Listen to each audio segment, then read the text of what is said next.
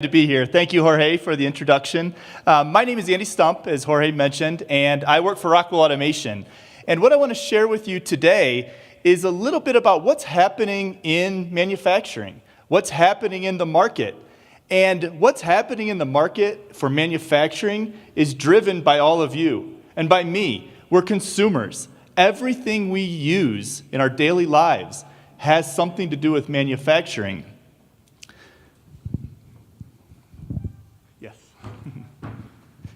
If we want to move to the next slide, I better grab this. All right. So when you woke up this morning and you got out of bed and you started getting ready and thinking about your day and coming to this conference, did you think about everything you were using? The bed you woke up in, the transportation you took to get to this conference, the chair you're sitting in right now? Absolutely everything in our lives has a story behind it, a manufacturing story. And it starts with the idea that someone had about a product. They had a really good idea, but then they had to figure out how to make millions of them, make many of them. And that's no easy task. And manufacturing is the answer to that. But manufacturing has changed tremendously over the years. When it first started, it was about mass production of one very similar type product many, many times over. It was very mechanical, it was a lot of manual labor, and there was typically one choice for a product. Fast forward to today, manufacturing and plant floors are very automated. They're very complex. Technology has been infused into those plant floors. They're taking advantage of technology, augmented reality, information, big data. All of those things are part of the manufacturing plant floor. So since most of you are not in the manufacturing space, many of you are, I'm sure, in some way or form or fashion, but I wanted to share a bit about the automation market. Over the last 40 years, automation has been evolving. It's been replacing those mechanical systems with programmable controllers, computers, robotics, and technology as it evolves into that plant floor. And it's grown to a $160 billion a year market, with Rockwell Automation being one of the key providers within that space. The focus with automation and manufacturing is really to be responsive to the market. And that market has quite a few drivers that are really creating drastic change within that space. If I look at manufacturing, there's a big focus today around faster time to market. How do they get those products from idea to you faster than ever before? How do they do that by reducing costs at the same time? That's a challenge. How do they do that fast? Be flexible. There's around the world an amazing growth of the middle class, spending more and more on consumer goods, on convenience products, things that are changing lives around the world. At that same time, workforce is changing. People are retiring, new talent coming in. These all create a lot of dynamics. Technology is fast and furious. All of you are very involved in this space. How does technology, machine learning, AI, big data, IoT, the Internet of Things, play into that plant floor manufacturing space? So I'm going to share a few market drivers and market data points to kind of help appreciate the challenges that manufacturing are under. In 1935, the candy bar Kit Kat was introduced to the market. There was one type of candy bar, the Kit Kat. And what's happened over those years, there's been a 10 to 50% increase in the number of SKUs, the number of the variations of that product over the years. Today, there are over 200 variations of Kit Kat around the globe. If you so desire, you can actually buy a salmon Kit Kat. Not my personal favorite, but some market around the globe, that is a preference, so that is available. If you go on to online shopping, I'm sure you can order a case of those and get them shipped straight to your home.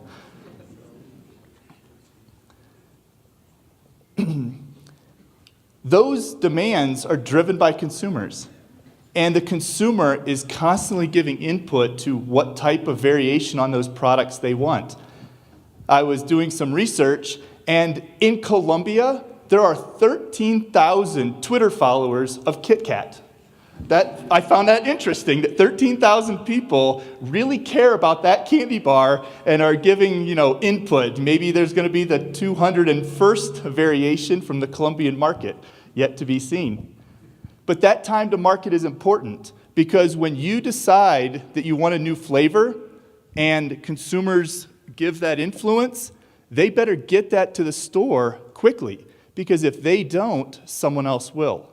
That's the race that manufacturers are constantly in.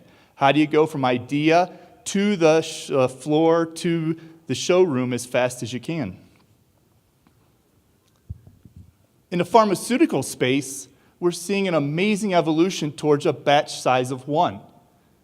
Historically, very large volumes of pharmaceutical drugs were produced. What's happening now with technology is it's moving to this batch size of 1, making a personalized drug based on your own genetic makeup. Being able to go to the doctor and have a drug made just for you for whatever your particular ailment is. That creates the need for flexibility, speed, and getting things to market faster. And if those type of quick challenges aren't enough, the people in the plants making these products are retiring. That knowledge, those decades of knowledge of how to keep that equipment running, is walking out the door. And when those people retire, that knowledge is going with them. It's very known within manufacturing that the person who spends 30 years working in that plant knows that when they hear something squeaking, they know it's over here, it's this problem, you better fix it. What happens, the new junior engineer coming in, right out of college, they just hear a squeak. They have no idea, they don't particularly care. So there's a lot of that, what do you do with that information? Excuse me. In the US alone, over 2 million manufacturing jobs are expected to be unfilled by the year 2025. 2 million. That's not manual labor, that's skilled workforce keeping these facilities running. If you're a CEO of a manufacturing company, these are the things that keep you up at night. On top of that, security. Enterprise security. It's a huge challenge, a huge risk. If I look at some of the studies that are done, according to Kaspersky, 54% of manufacturers have suffered an IP loss in the last year. Most of them don't even know it happened. Sometimes an employee takes information out. That happens. If you look at that, in 2017, there was the NotPetya attack within manufacturing, and that's attributed to over $1 billion of lost production, just on that one cyber attack alone for manufacturers. So these are real threats happening every day around the globe. So to respond to that, manufacturers are working towards digitization, moving those mechanical systems to electronic, being able to work in a use of technology into that process. And what that means is it means that 83% of C-level suite executives, according to Mesa, when interviewed, said that they're interested in improving their business system digitization, the ERPs of the world, to bring that top enterprise level data down to the plant floor. 60% of them are trying to connect the plant floor data up to those business systems, to connect the manufacturing operations system up within that stack. That's a huge number of high-level executives that know they need to do this. But only 14% of manufacturers actually have that done across their enterprises. That's a pretty small number. So there's a lot of work to be done within manufacturing. And when you connect those systems and you start to put intelligent devices down on the plant floor, that leads to an amazing amount of data. According to McKinsey & Company, manufacturing contributes the largest amount of data of any industrial sector. Almost 2 exabytes of data.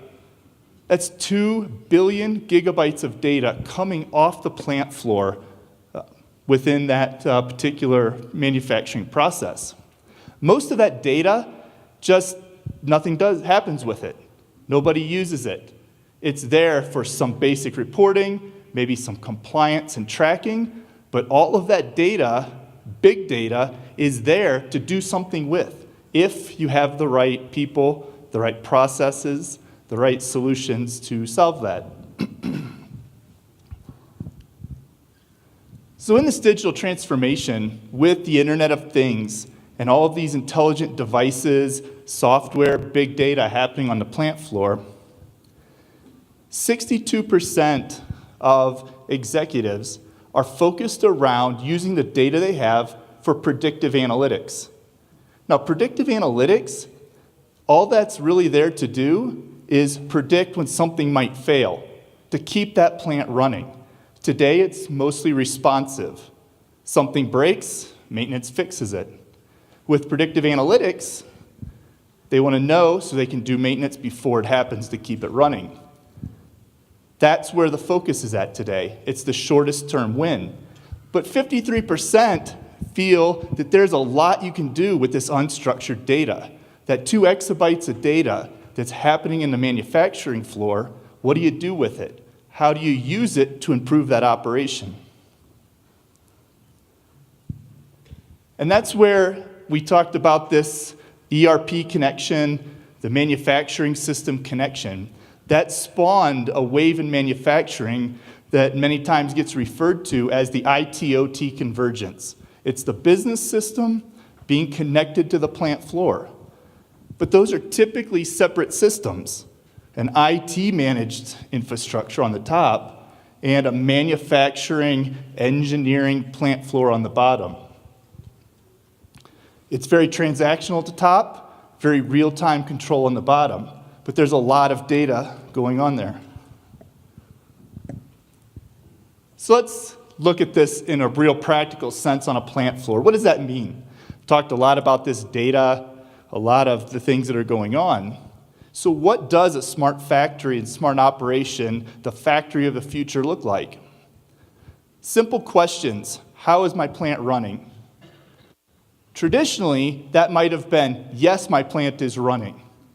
Yes, there are Oreo cookies coming off the line. But there's much more deeper insight that you can get from that simple question. If you combine that top floor with the shop floor, you want to know the yield I'm running, is that going to meet my production needs? Am I ahead of schedule, behind schedule? The product I'm running today, how's it running compared to the last time I ran that order?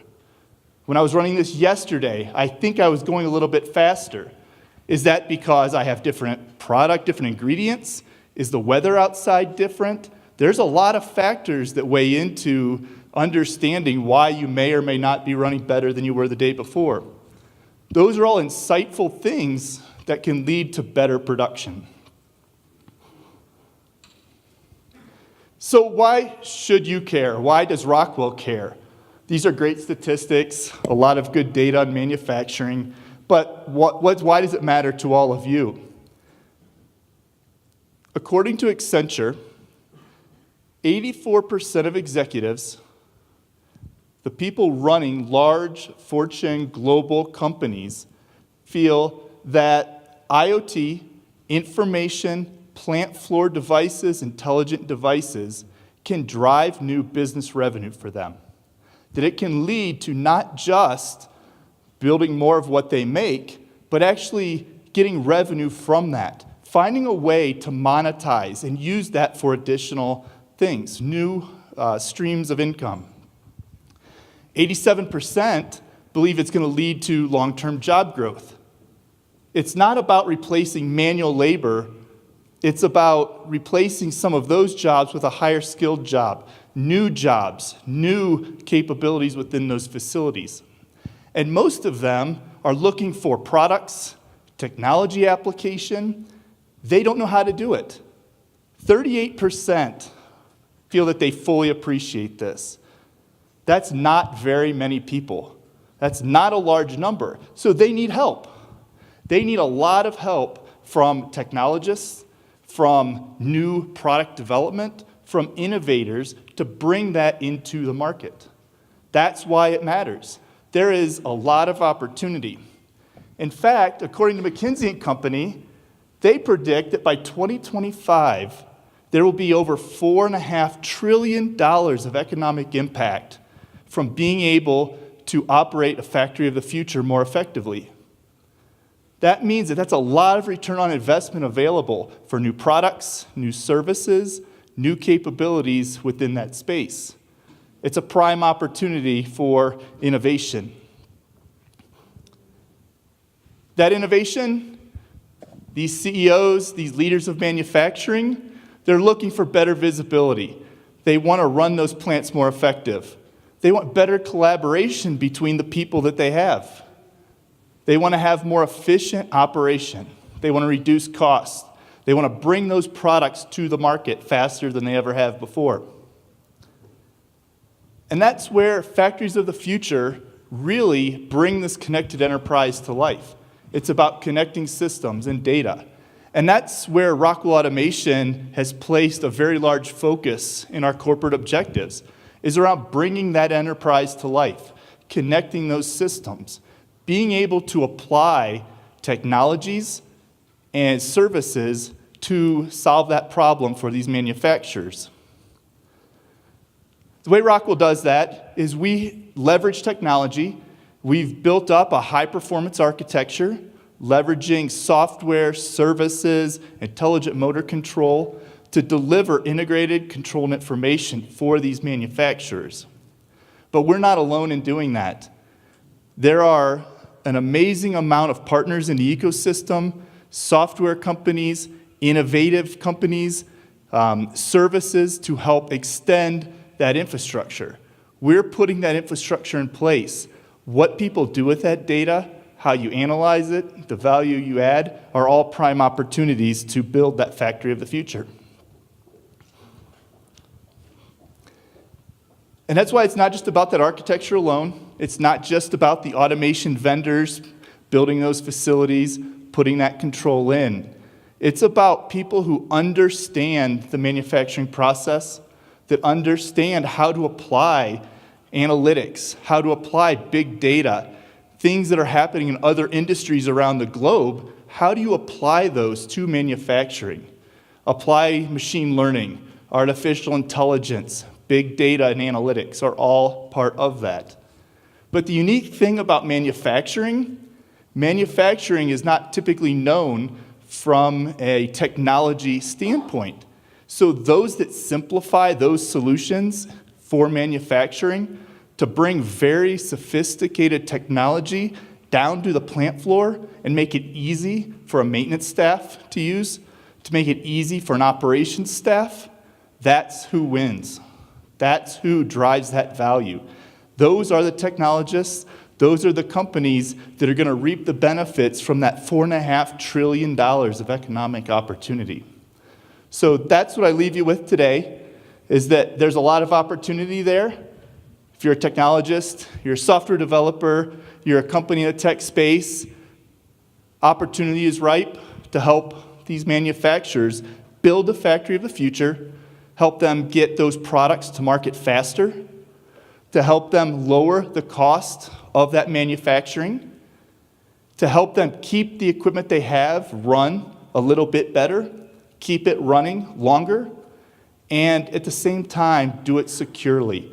Do it in a way that reduces their overall enterprise risk. When those come together, that is the factory of the future. That is what brings that next product that you're going to buy tomorrow to the store so you can enjoy it with you and your family. So thank you very much. I appreciate the opportunity to share with you.